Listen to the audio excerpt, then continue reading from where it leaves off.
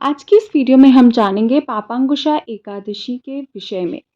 ये अश्विन मास के शुक्ल पक्ष की पड़ने वाली एकादशी तिथि है और इसकी तिथि कब से कब तक रहेगी इसको हम सबसे पहले समझ लेते हैं। देखिए 13 अक्टूबर से ये तिथि स्टार्ट हो जाएगी और जो लोग एकादशी का व्रत रखते हैं वो 10वीं तिथि की रात्रि से यानी आज से ही ब्रह्मचर्य और तामसिक भोजन को नहीं करेंगे। ऐसा माना जाता है कि पापांकुशा एकादशी व्रत जो लोग धारण करते हैं उनके मातृपक्ष और पितृपक्ष यानी कि जो माता के साइड के लोग होते हैं और पिता के साइड के जो 10 पीढ़ी होते हैं वो तर जाते हैं। तो देखिए 13 अक्टूबर को 9 बजे से एकादशी की तिथि प्रारंभ हो जाएगी और 14 अक्टूबर को सुबह 6:41 तक ये एकादशी की तिथि रहेगी। अब हम समझ लेते हैं कि जो पापांकुशा एकादशी है ये शुक्ल पक्ष में पड़ने के कारण अश्विन मास के शुक्ल पक्ष में पड़ने के कारण ही इसको पापांकुशा एकादशी के नाम से जाना जाता है। इस दिन व्रत करने से समस्त पापों से मनुष्य को मुक्ति मिलती है। जीवन में सुख समृद्धि सफलता इत्यादि उसको प्राप्त होती है। 13 अक्टूबर सुबह 9 बजे से ये तिथि प्रारंभ हो रही है और 14 अक्टूबर को सुबह 6:41 पर यह तिथि समाप्त हो जाएगी। ऐसे में उदया तिथि को देखते हुए 13 अक्टूबर को पापांकुशा एकादशी का व्रत रखा जाएगा। इस दिन भगवान विष्णु की पूजा अर्चना की जाती है। कुछ महत्वपूर्ण नियम मैं आप सभी से शेयर कर रही हूँ जो आपकी समस्त मनोकामनाओं को पूर्ण करने वाला है और बहुत लाभकारी है। तो देखिए कुछ चीज़ों का भोग लगाया जाता है भगवान नारायण को, तो उन भोगों के बारे में आप जान लीजिए। तो देखिए एकादशी को भगवान को पंजीरी हो गया, पंचामृत हो गया, केसर की खीर हो गई, ऋतुफल इत्यादि को आपको भोग लगाना चाहिए। ये समस्त चीज़ें भगवान विष्णु को अत्यधिक प्रिय है। इसके अलावा आप बेसन के लड्डू, पीले रंग का सात्विक भोग भी भगवान को अर्पित कर सकते हैं और उसमें तुलसी का पत्ता आप ज़रूर डालें। तो इसके साथ ही भगवान की पूजा आप कर सकते हैं। जब एकादशी व्रत का आप संकल्प कर रहे हों, तो आप एक चीज़ का विशेष ध्यान रखें। कुछ लोग फलाहार करके पूरा दिन एकादशी व्रत को करते हैं और कुछ लोग अगर फलाहार करके नहीं रह पाते, तो वो एक टाइम भोजन करके ये व्रत को रखते हैं। तो आप अपनी सामर्थ्य के हिसाब से देख के इस व्रत को रख सकते हैं। अगर आप पूरा समय बिना भोजन के नहीं रहना चाहते, तो आप एक समय अन्न खा लीजिएगा, लेकिन चावल का सेवन नहीं किया जाता है। तो चावल छोड़ के कोई दूसरा अन्न खा सकते हैं। अब देखिए एकादशी के कुछ नियम हैं, तो आप इस चीज़ को विशेष तौर पर ध्यान रखिएगा। कुछ कार्य जो आपको भूलकर भी नहीं करनी चाहिए। व्रत के दौरान आपको क्रोध नहीं करना चाहिए। व्रत के दौरान आपको बोलना भी नहीं चाहिए। व्रत के दौरान आपको अशब्द बोलने से बचना चाहिए। दूसरा, आपको काले रंग के वस्त्र धारण नहीं करने चाहिए। एकादशी का व्रत अगर आप कर रहे हों, तो ऐसे में आपको किसी भी अवस्था में काले रंग के वस्त्र को धारण नहीं करना चाहिए। इस दिन किसी भी अवस्था में चावल का सेवन नहीं करना चाहिए।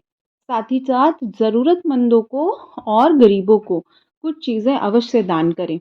बिना दान के आपको व्रत पूर्ण नहीं करना चाहिए। स्पेशली जब आप पारणा करते हैं, तो पारणा करने के लिए आपको मैं बता दूँ कि आपको पारण करने से पहले कुछ न कुछ आपको ज़रूर दान करना चाहिए। ब्राह्मणों को कुछ दान करके ही आपको व्रत खोलना चाहिए। तो देखिए इस वर्ष पारण का मुहूर्त मैं आपसे शेयर कर रही हूँ। 14 अक्टूबर को जो पारण का मुहूर्त रहेगा, वो रहेगा दोपहर में 1:45 पर। तो 1:45 के बाद आप व्रत खोल सकते हैं। साथ ही साथ मैं आपसे अभिजीत मुहूर्त शेयर कर रही हूँ। अभिजीत मुहूर्त रहेगा 11:52 से 12:34 तक। कोई शुभ कार्य आप करना चाह रहे हो तो वो भी कर सकते हैं। ठीक है, अब इसके बाद हम जानते हैं राहु काल का समय। तो देखिए रविवार के दिन राहु काल का समय रहेगा 6:30 से 6 बजे तक शाम को। इस समय किसी भी शुभ कार्य को नहीं करना चाहिए। ऐसा माना जाता है राहु काल में कोई शुभ कार्य नहीं करना चाहिए। इसके अलावा मैं आपको सूर्योदय का समय और सूर्यास्त का समय भी शेयर कर रही हूँ। देखिए सूर्योदय का समय रहेगा 6:17 से और सूर्यास्त का समय रहेगा 6:01 पर। नक्षत्र रहेगा घनिष्ठा। अगर आप व्रत का संकल्प कर रहे हो तो नक्षत्र नोट कर लीजिए घनिष्ठा। चंद्र राशि मकर रहेगा और स्वामी जो है शनि रहेंगे 3:45 तक। फिर कुंभ राशि में ग्रह जो होगा वो शनि हो जाएगा। सूर्य राशि कन्या राशि, स्वामी ग्रह बुध रहेगा। और साथ ही साथ यहाँ पर आप कुछ और शुभ मुहूर्त भी जान लीजिए। जैसे विजय मुहूर्त रहेगा 2:20 से 3:23 तक। ब्रह्म मुहूर्त रहेगा 4:07 से 5:05 तक। अमृत काल का मुहूर्त रहेगा 6:08 से 7:41 तक। तथा निश्चित काल मुहूर्त रात्रि का रहेगा 11:40 से 12:20 तक। दिशा शूल नोट कर लीजिएगा। पश्चिम दिशा में आपको यात्रा नहीं करनी चाहिए। दिशा शूल होने की स्थिति में आपको यात्रा करने से बचना चाहिए। यदि आवश्यकता हो तो एक दिन पहले कुछ सामान इत्यादि निकाल कर ही उस दिन प्रस्थान करना चाहिए।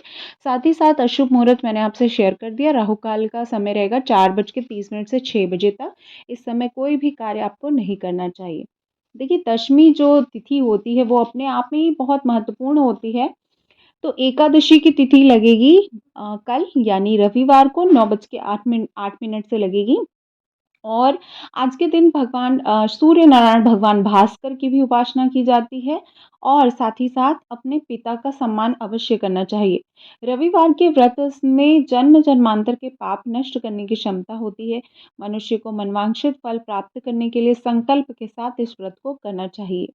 साथ ही साथ आप सप्तश्लोकी दुर्गा पाठ भी कर सकते हैं।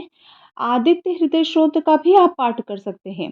इस तरह से आप एकादशी के व्रत को पूर्णता के साथ रख सकते हैं। आप सभी को एकादशी व्रत की ढेर सारी शुभकामनाएं। अगर आप इससे संबंधित कथा सुनना चाहते हो तो चैनल पर विजिट करके आप कथा भी सुन सकते हैं। मिलते हैं नेक्स्ट वीडियो में। तब तक के लिए जय श्री विष्णु।